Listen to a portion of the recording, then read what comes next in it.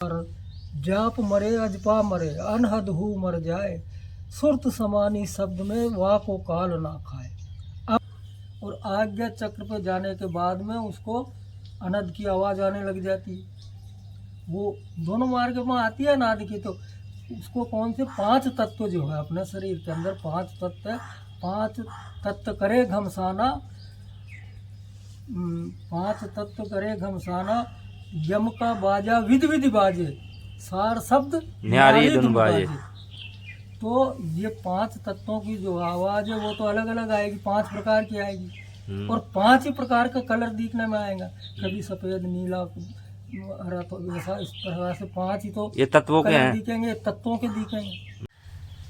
भाई किसी ने ये पूछा है कि जीव 84 भोगते हुए आया है, अब ये मुक्त कैसे हो? भाई जो मुक्ति का जो ज्ञान है तो वो क्या है?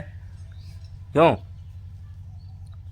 मुक्ति का ज्ञान वो बताने की कृपा करें। जिसने भी ये प्रश्न पूछा वो तो सही है। वास्तव में ही बंधन में जीव पड़ा है। बहुत से लोग आत्मा के लिए कहते हैं ना, आत्मा बंधन रहित है। भव बंधन में बांधिया एक बिचारा जीव, यानी भव बंधन में नाना प्रकार का बंधनाम है। आशा में, तृष्णा में, काम में, क्रोध में, लोभ में, मोह में, दुनिया भर का बंधन में एक बिचारो जीव। यो किसने बांधा? काल रूपी मन ने। मन के संकल्प से, यानी इसका दोस्त मन जीव चेतन है, परमात्मा का अंश है, और मन अचेतन है, उसमें कोई पावर नहीं है। ये मन ने पावर लेके, जैसे बंदर को मदारी नचाता, अब मदारी पेट भरता उस बंदर की कला से, सिर्फ उसने पकड़ा उसी को। इसी प्रकार से इस जीव को जब ये निचले मंडलों में आया तो अपने आप को ये भूल गया कि मैं पावरफुल। जीव ये घटते घटते उस स्थिति में आ गया, ये जैसे अपन कहते हैं ना, बिल्कुल तुच्छ कीड़ा मकोड़ा में भी कहे, इसमें भी जीव है। अब वो जीव उस श्रेणी में आ गया है, वासना में उलझ गया। मैथुनी सृष्टि में आकर के 5 जो शरीर है, कारण, महाकारण और सूक्ष्म और स्थूल शरीर, इन 5 शरीर में ये जीव दब गया। सही बात है। अब इसका भेद दे गुरु, और गुरु चाबी दे, मतलब ज्ञान और विज्ञान। ज्ञान के बाद में ये खेल है विज्ञान का, और विज्ञान क्या? कसौटी पे करने वाला यथार्थ सत्य का। सत्य क्या है? अभी आजकल सत्संग चलते हैं, सत्संग। सत्संग का अर्थ नहीं जानते कि सत्संग क्या है। सत्संग का अर्थ सत्य से संग करा देना, सत्य से जोड़ देना। जब तक सत्य को नहीं समझेगा कि सत्य वस्तु है क्या, ये जितना भी इन आँखों से दिख रहा, ये मन बुद्धि विचार जितना भी जो भी कुछ सोच रही है, सब असत्य है। सिर्फ सत्य, जिसके लिए सारा संसार कहते हैं कि या तो आत्मा है जो दिखता नहीं है, वो अगोचर है, अचले आता है, अविनाशी है, वो परमात्मा का अंश, परमात्मा का एक स्वरूप है आत्मा, और आत्मा का अंश जीव है। अब जीव आकर के वो संसार में उलझ गया।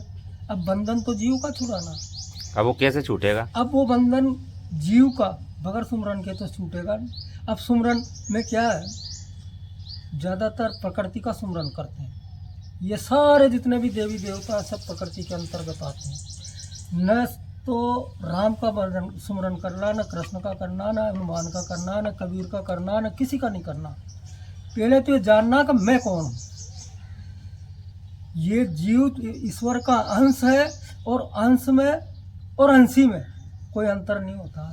जैसे एक बाप का बेटा उसकी पूरी संपदा का अधिकारी पुत्र बनता है उसके बाद, इसी प्रकार से सारी संपदा का अधिकारी वो है, लेकिन अपने आप को भूल चुका है। अब जिसके ये चेष्टा जगे, जिसके प्यास जगे कि यार मुझे तो अपना उद्धार चाहिए, भाई दूसरे कोई गुरु भी नहीं कर सकता। उसको खुद को प्यास लगे, तड़प लगे अपने उद्धार के लिए कि मैं इस भवबंधन में पड़ा हूँ, जीवन मरण के चक्कर में उलझा हूँ, तो कैसे मुक्त हूँ।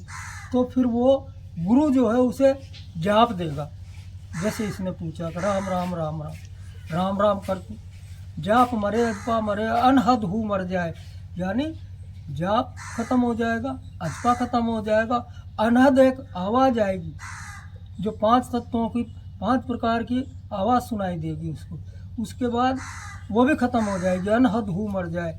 और सुरत एकाकार करो, यानी ये सुरत इन मंडलों में उलझे हुए, सुरत पसी संसार में तासे पड़ गया दूर, सुरत बांध स्थिर करो तो आटो पैर हुजूर।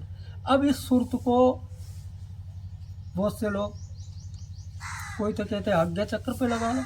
ये जितने भी जो चक्र है ये सब काया के हैं और ये नश्वर है। जिस रोज ये काया मिट जाएगी और चक्र भी खत्म हो जाएंगे तो फिर जीव का कहाँ ठिकाना रहे, फिर एक जीव कहाँ जाएगा भाई। जैसे किसी ने मकान खाली करवाया, किराए के मकान में रहते हैं, अभी ये किराए का मकान है, ये देह जो है ये शरीर किराए का, काल निरंजन सकल शरीरा तामे भ्रम भ्रम प्रदत कबीरा, यानी कबीरा का ये जीव को, ये इसमें घूम रहा। और कबीर साहब आत्मा को, कबीर, कबीरा और कब- कबीर साहब 3 भेद है। कबीरा कहिए जीव को, कबीर साहब कहिए आत्मा को, कबीर कहिए आत्मा को, और कबीर साहब कहिए सत्पुरुष परमात्मा। तो जो सत्पुरुष तीनों है, स्टेज है ये। परमात्मा की स्टेज से ही, यानी उसके नाम है, उसे परमात्मा कह दो, सार शब्द कह दो, ईश्वर नहीं, ईश्वर अलग चीज, ईश्वर काया इसके काल के नाम है। जो सत्पुरुष है और कबीर साहब है वो एक ही है, वो एक ही, दो नहीं है उसका, और आत्मा भी एक ही, और उसी का अंश जीव है। और भाई अंश जो जीव है, जैसे एक सोने का टुकड़ा, 1 किलो सोना और 1 रत्ती सोना, क्या अंतर है उसमें? सिर्फ वो बिछड़ा है उसमें से, उसमें जाने के बाद वही 1 किलो सोना।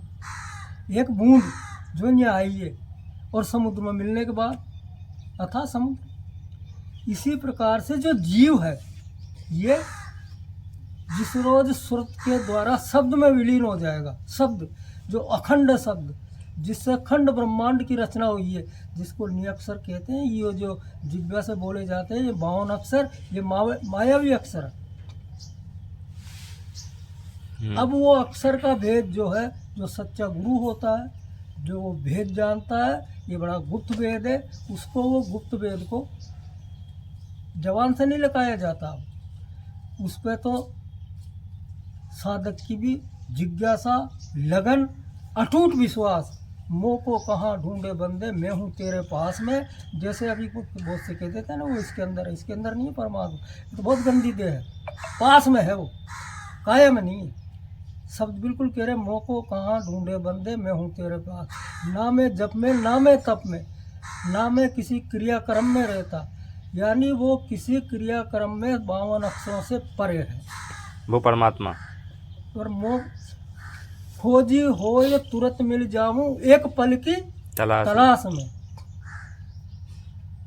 एक पल की तलाश में। और एक पल की तलाश में कब मिले वो? जब विश्वास हो, विश्वास, मैं तो हूँ विश्वास में। ज्ञान विवेक सत्य संतोषा ये पक्के तत्व है। प्रेम भाव धीरज निर्दोषा, दया क्षमा शील निकर्मा, त्याग वैराग्य शांति निज निज धर्मा, मैत्री भाव राखे उर्माई, सो प्राणी भव सागर नहीं आही।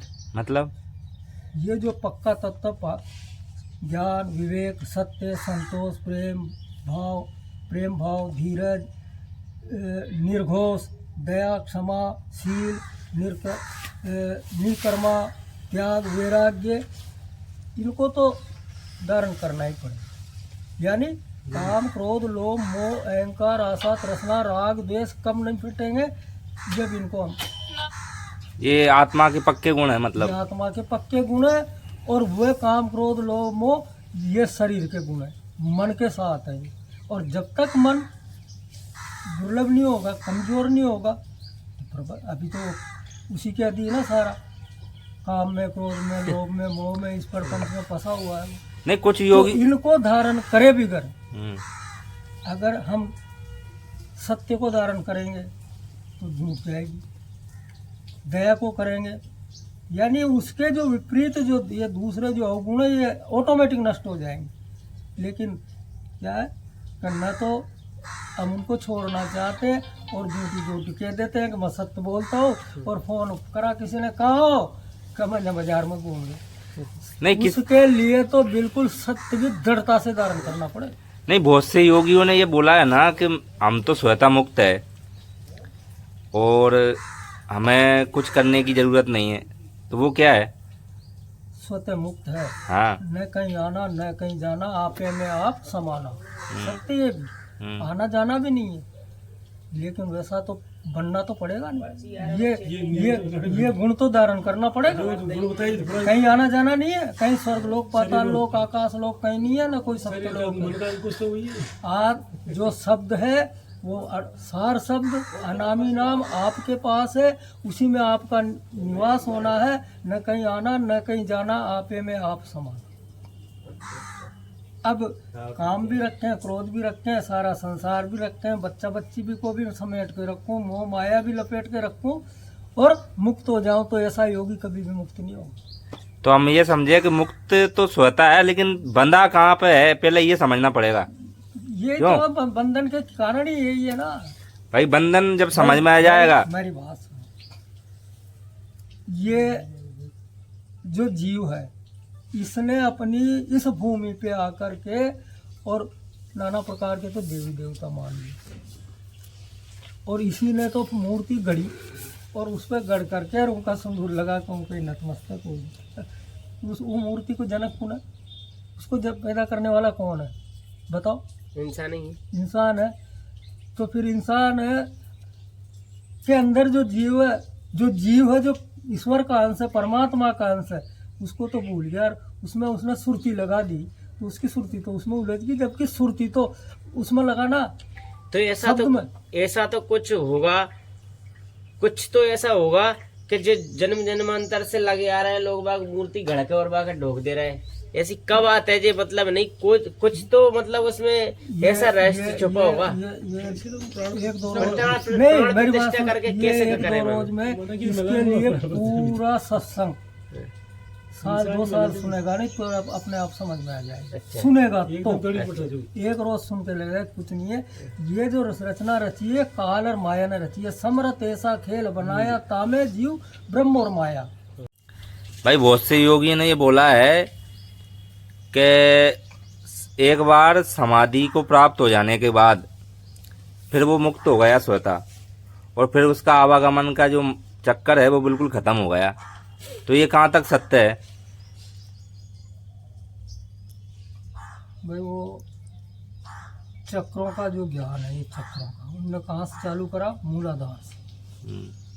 मूल का चक्र साधा, अधिष्ठान साधा, नाभि का साध, और ज़्यादा से ज़्यादा बिरला योगी आज्ञा चक्र पे पहुंचता, सहस्त्रादल पे कोई नहीं पहुंचता, सिर्फ कृष्ण के अलावा कोई नहीं पहुंचता।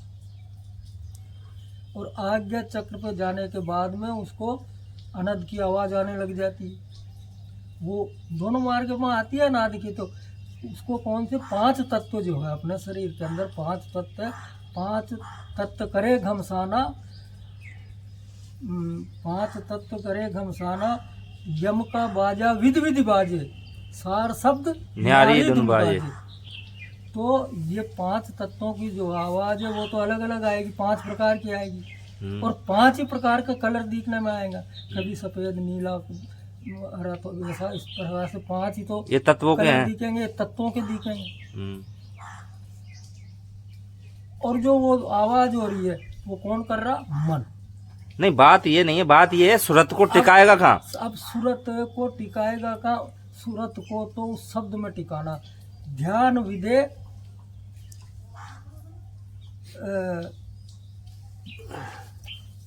ध्याप विदे और ध्यान विदे ही तब लग पावे शब्द सने ही, यानी ध्यान भी विदे, किसी प्रकार का कहीं न टिकाना। जैसे बहुत से लोग जो है आकार बना लिया किसी भी देवी देवता का, उसका ध्यान करने लग गए, और नाम विधेय उसका, क्योंकि परमात्मा विधेय है और नाम भी उसका विधेय है, इसलिए नाम विधेय और ध्यान विधेय है। अब वो ऑटोमेटिक ध्यान विधेय ही करते करते करते करते ये सूरत जब एकाकार होगी, यानी सिमटेगी ये, तो उस शब्द में जो है वो कैच कर लेगा। शब्द क्या है? शब्द एक चुम्बक है और ये सूरत लोहा है। लोहा और चुम्बक जैसे ही उसकी सीमा में टच होगा तो चुम्बक उसको कैच कर ले। अब इसको कोई बता नहीं सकता क्योंकि वो तो अदृश्य खेल है। ये सुरत में फंसी हुई है, सुरत फंसी संसार में तासे पड़ गई दूर।